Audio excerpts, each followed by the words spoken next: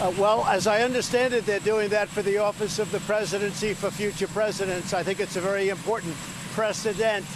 And the attorneys say that they're not doing that for me. They're doing that for the office of the president. So we're talking about the future. Let me be clear. If Don McGahn doesn't testify, it is time to open an impeachment inquiry.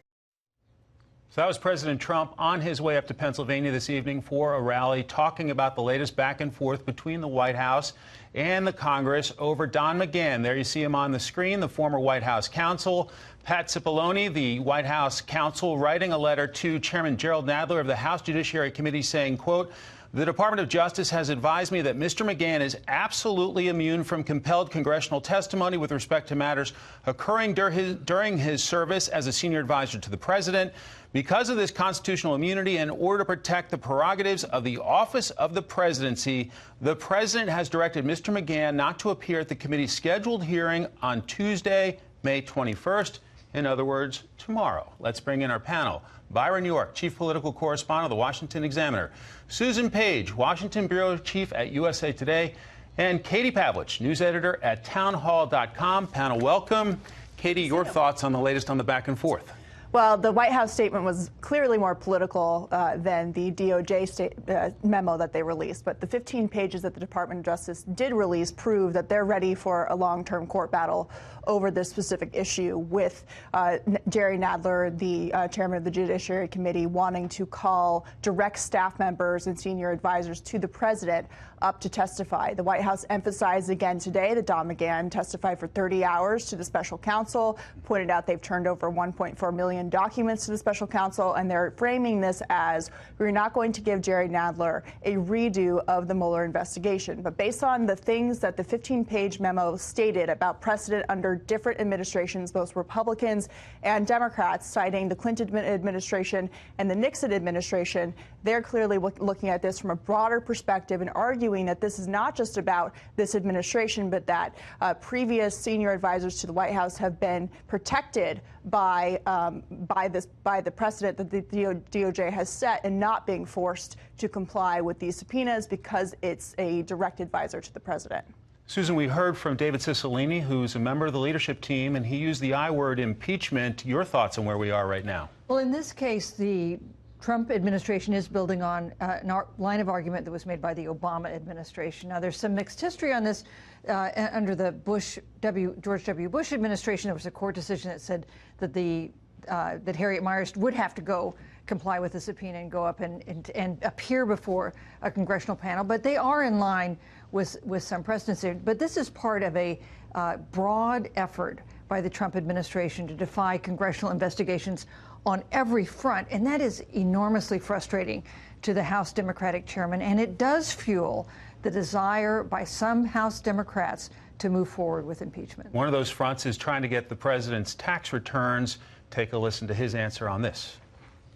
We disagree with that ruling. It's crazy because you look at it, this never happened to any other president. They're trying to get a redo. They're trying to get what we used to call in school a do-over. And if you look, we had no collusion, we had no obstruction, we had no nothing. Being from New Jersey, I'm familiar with the term do-over. But Byron, your thoughts on where we stand tonight on one, trying to get McGahn up to the Hill, and two, on the financial records? Well, the financial records thing, it was not his tax return, it's the financial records from his accounting firm.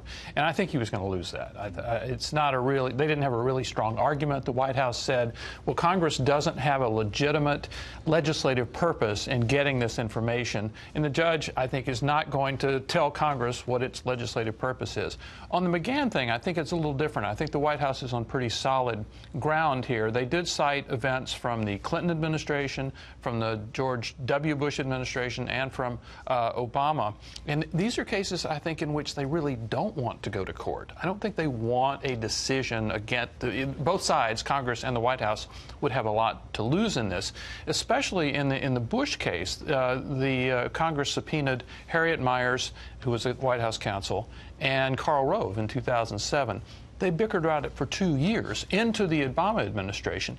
Finally, they agreed to go talk, but with extreme limitations. It had to be only on the subject that was at hand, which was the firing of a lot of White House U.S. attorneys, and they would not talk about any conversation they had had with the president. Now, if Don McGahn goes under those conditions, the Democrats will be very, very unhappy. Of course, these fights are not happening in a political vacuum. You got the president going up to battleground Pennsylvania tonight. You got 20-plus Democrats running for president. What about the politics of this? The politics of this on the campaign trail are that people don't really care about this issue. People in New Hampshire, in Iowa, in Michigan, and Wisconsin, where Democrats are trying to take back voters who were Democrats who voted for Trump. Russia and President Trump's tax returns, which he didn't release during the 2016 election, are not at the top of their list. But back in Washington, it is helpful to Democrats who are running for president for Democrats on the Hill to be subpoenaing information to try and embarrass the president, to make him look like he's not complying, or if he's not complying with these subpoenas, to make him look like he's hiding something.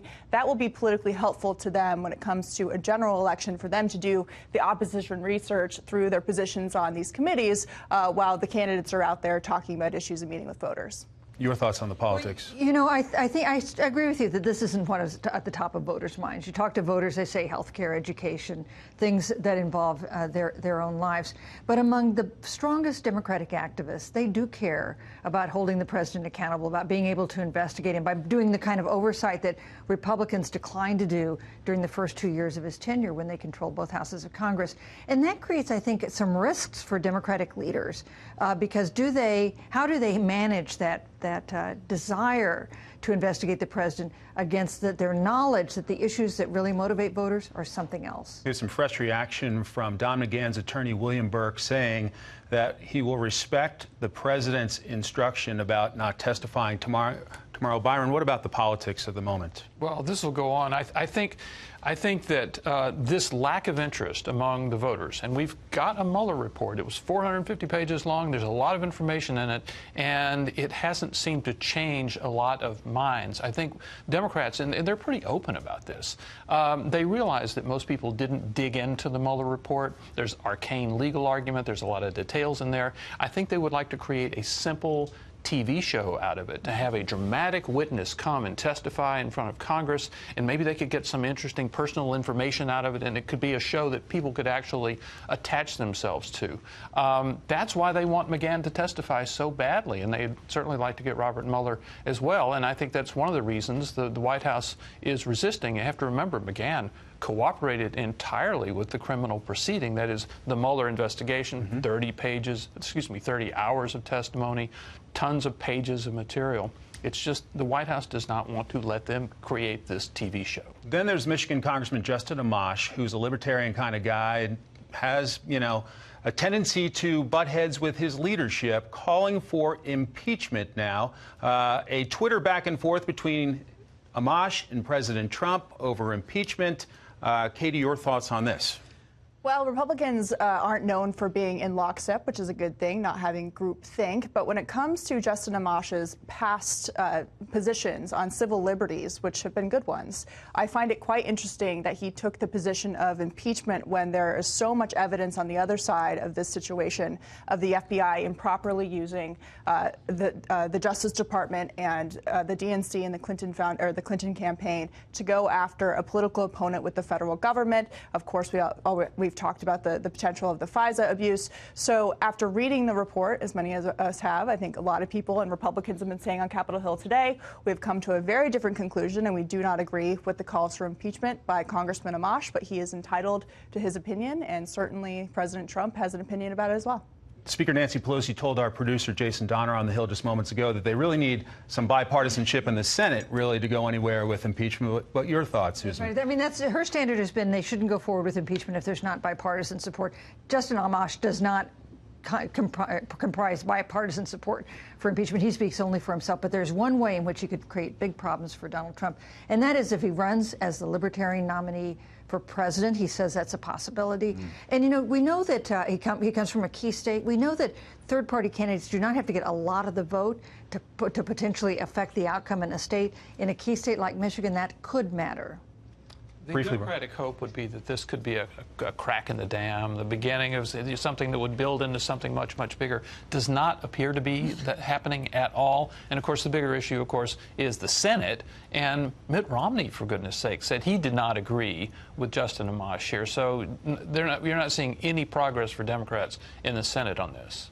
An action-packed panel. Thank you very much.